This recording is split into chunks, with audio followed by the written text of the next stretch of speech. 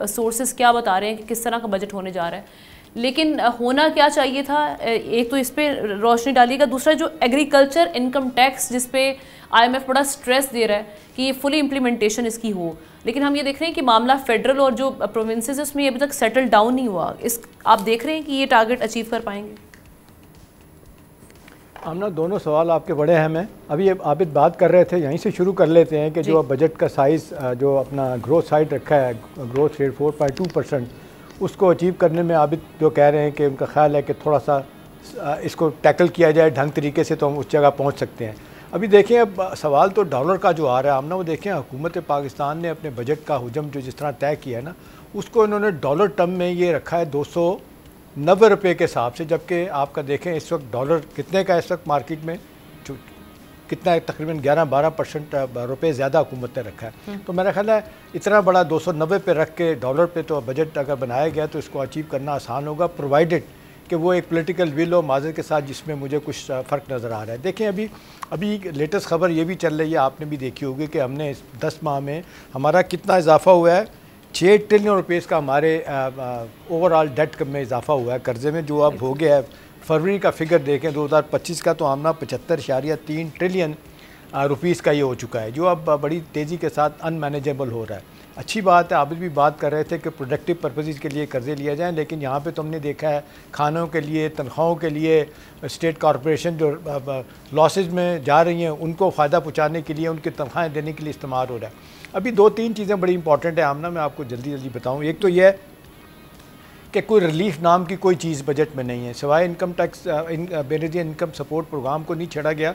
बाकी देख लें, हर किस्म की एग्जाम्पशन ख़त्म कर दी गई है, गैस और बिजली पे सब्सिडी मुकम्मल ख़त्म हो गई है, और एक स्टैंडर्ड जो रेट उनका है आपका सेल टैक्स का, हर चीज़ पे 18% ठुकेगी, जिसमें इनडायरेक्ट टैक्सेस में सारे लोग मारे जाएंगे, कोई इसमें बचत का चांस नहीं है। फिर देखें बजट कट जिस तरह लगाया उन्होंने, बड़े अफसोस की बात है, हेल्थ का, एजुकेशन का, हायर एजुकेशन का बजट उस पर कट लग गया। और आमना अफसोसनाक बात यह है कि ये पार्लियामेंटेरियन का बजट में इजाफा 50 अरब रुपये से इसको 70 अरब रुपये कर दिया गया। अब मुझे बताएं वो क्या करते हैं, किस तरह करते हैं। मुझे जमशेद दस्ती का जुमला बार बार याद आता है, टीवी पे उन्होंने कहा था कि मैंने 50 करोड़ रुपये का अपना तरक्याती बजट लेने के लिए 10 करोड़ रुपये मैंने रिश्वत दी थी। एक MNA टीवी पे आकर अगर ये कहता तो मुझे बताएं, MNA वो खर्च करेंगे, अपनी जेब में डालेंगे, तरक्याती कामों में लगाएंगे। अब जो बड़ा चैलेंज है सारे मामले में अपने आदाब को हासिल करने में, वो आमना आ रहा है ये आपका ज़री इनकम टैक्स का। ये पहली मरतबा पूरा जोर लगा के IMF ने, जिसको कहते हैं घुटनों को नीचे रख के इनसे फ़ैसला करवाया।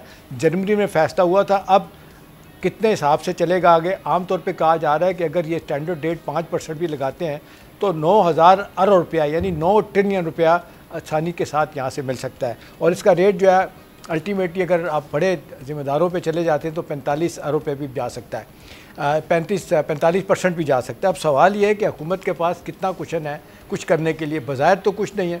अभी देखने मौजूदा माली साल में 10,226 अरब रुपये के यानी ओवर 1 ट्रिलियन रुपीज़ का तो आप देख लें ये आपका रेवेन्यू शॉर्टफॉल आ रहा है। फिर जिस तरीके से अहदाफ रखे गए हैं, अभी आप देख लें कल NEC जो हाईएस्ट डिसीजन मेकिंग बॉडी है इकनॉमिक मामलात में, उन्होंने जो अहदाफ तय किए हैं 4.2% GDP का, 35 बिलियन डॉलर की बरामदात हैं, 39 बिलियन डॉलर की रेमिटेंसीज हैं, 65 बिलियन डॉलर की दरामदात हैं, जो बहुत ज़्यादा हैं। ठीक है, मशीन इंपोर्ट करने के लिए और रॉ मटेरियल के लिए ज़रूरी है।